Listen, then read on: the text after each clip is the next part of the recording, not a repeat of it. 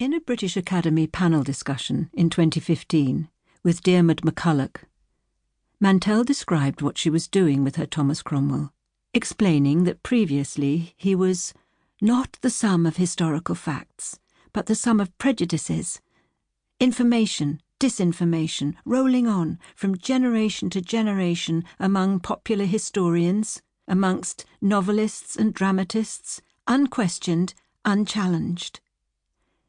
Discussing whether her version is more or less accurate than a historian's, she explained the difference between the two types of portrayal. Popular historians, I think, are very much in the business of judging, issuing moral report cards on people, and academic historians who have a different view of Cromwell are in the business of evaluation, placing people, holding the backdrop steady, and evaluating him. A novelist can't do either of those things.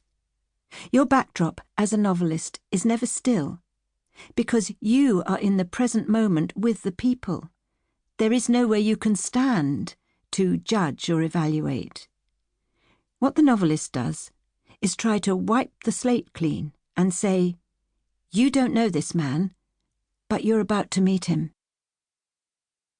As the figure responsible for the King's strength and authority in the north, an English-language Bible in every 16th century church, increased stability in Wales, and attempted economic and social improvements, like poor relief legislation, it is difficult now to view Cromwell simply as a power-hungry villain.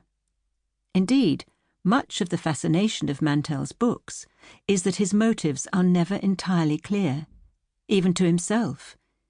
Is he driven by ambition, revenge, fear, compassion, ego?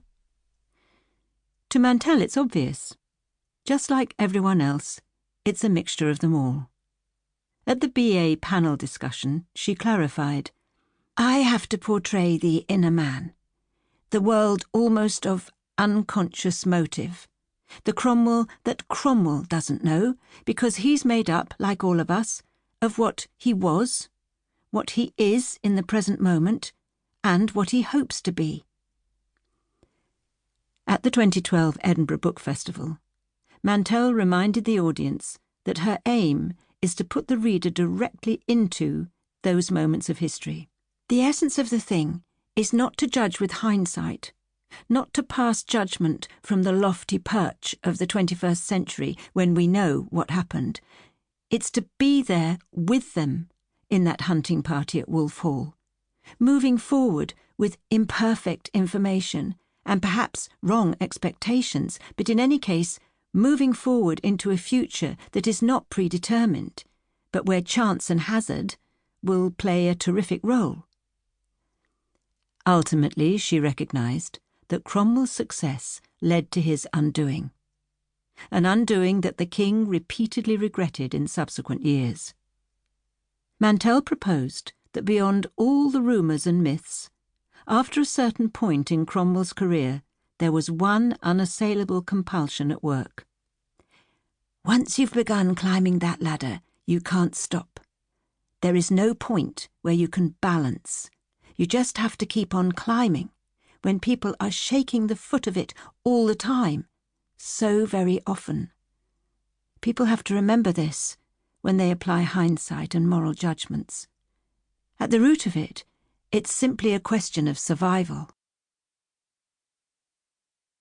Main themes.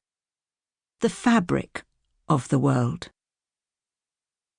In public, the cardinal wears red, just red, but in various weights, various weaves, various degrees of pigment and dye, but all of them the best of their kind, the best reds to be got for money.